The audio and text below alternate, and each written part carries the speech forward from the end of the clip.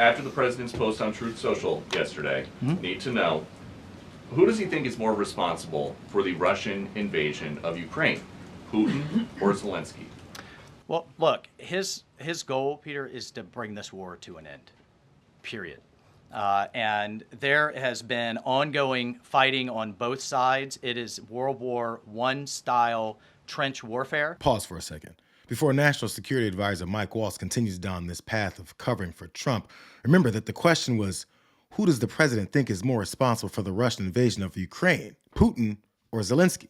His frustration with President Zelensky is that you've heard is multifold. One, there needs to be a deep appreciation for what the American people, what the American taxpayer, what President Trump did in his first term, and what we've done since. So some of the rhetoric coming out of Kyiv, frankly, and insults to President Trump were unacceptable, number one. So Mike Waltz's answer to the question of whether Trump believes Putin or Zelensky is responsible for Russia invading Ukraine, so far his answer is that Zelensky said some mean things about our Putin-soft president. And number two, our own Secretary of Treasury personally made the trip to offer the Ukrainians what can only be described as a historic opportunity. That is for America to co-invest with Ukraine in their minerals, in their resources, to truly grow the pie. So case in point, there's a foundry that processes aluminum in Ukraine. It's been damaged. It's not at its current capacity. If that is restored, it would account for America's entire imports of aluminum for an entire year. That one foundry. There are tremendous resources there.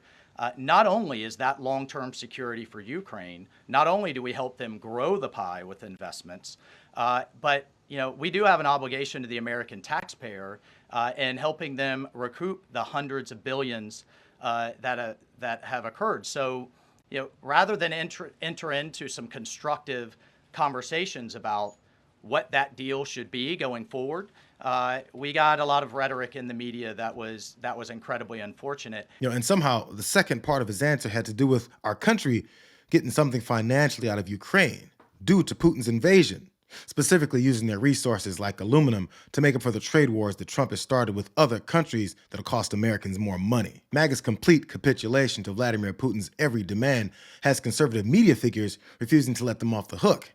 And now they have no idea how to answer for it. Defending Ukraine, and more importantly, not giving Vladimir Putin a win in any way, was in America's best interest. Here's a couple clips from you over the past 2 years. Take a listen. The Russian military and the Russian government, they're not our friends. They are adversaries to us on the global stage. Nobody wants to see Putin take the country. We're not prepared to let Vladimir Putin win anything. Looking at the world right now, we are on the precipice, frankly, of World War III in a lot of cases. Russia is heavily involved in Ukraine.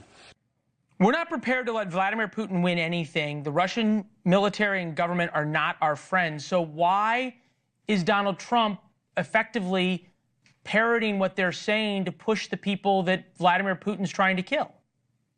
First of all, thanks for playing some of my greatest hits. It was actually good to look at some of those. Secondly, I would say you don't look a year older. You don't look a year older, I promise. No. It's a black thing, but we'll move on.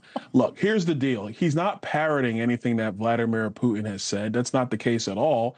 But there has to be a legitimate deal for the United States as this conflict comes to a close. And rest assured, Donald Trump wants to bring this conflict to a close. And if you look at this just with clear eyes and not trying to pick sides, if you think that Ukraine is going to get everything they want out of this conflict, that's simply not the case. Leland Vittert came up with receipts and facts that Byron Donalds couldn't dismiss as the liberal mainstream media trying to undermine Trump due to their Trump derangement syndrome that they always go to. And even though he baselessly dismissed the reality, Vittert wouldn't let him off the hook. But words matter, and you said Donald Trump isn't parroting Putin's talking points, and that's where I have to question you, because he is. Because Putin is the one who says over and over again, this was Ukraine starting the war. Over and over again, Zelensky is a legitimate leader of Ukraine. Those are exactly the same things that Vladimir Putin says that Donald Trump is saying. How does that not weaken our ally who you've said over and over again needs to be protected? No, it doesn't weaken them. What we're trying to do right now is get the necessary conditions to bring this conflict to an end. And I want to be clear on that. Second thing is, I think part of the reason that Vladimir Zelensky was upset is because he didn't have a seat at the table in these initial conversations. Yeah. Well, guess what? If they had an ability to negotiate an end to the conflict, they would have done that already without our assistance. They haven't been able to do that. So Donald Trump is going to do whatever he thinks is best in order to bring this conflict to a close. This is one of the reasons he was elected to be president of the United States, because we saw what was happening the other way when we were just sending billions and billions of dollars over to Ukraine. There was no end in sight. The American people don't have patience for that. President Trump doesn't have any patience for that. And so the process to ending this conflict is going to be a little bumpy, but the conflict must end. He still didn't answer the question of why Trump is parroting Putin's talking points. Instead, he just moved on to distractions that only affect people that don't want to acknowledge just how Putin is dog-walking Donald Trump. It's a reality that people with TDS somehow always highlight it.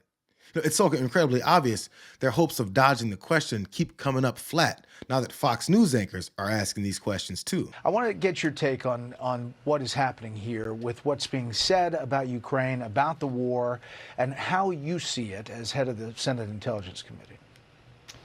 Yeah, Brett, obviously there's been a little sparring between President Trump and President Zelensky this week, but I think they'll move beyond that because they have a shared goal, which is to bring an end to the fighting in Ukraine with a few common objectives. But does the rhetoric hurt? Some noted conservatives are pushing back hard against the president. National Review says Ukraine didn't start the war. Ukraine is not the problem. In breathtaking remarks to reporters, President Trump poured contempt on Ukraine for its frustration.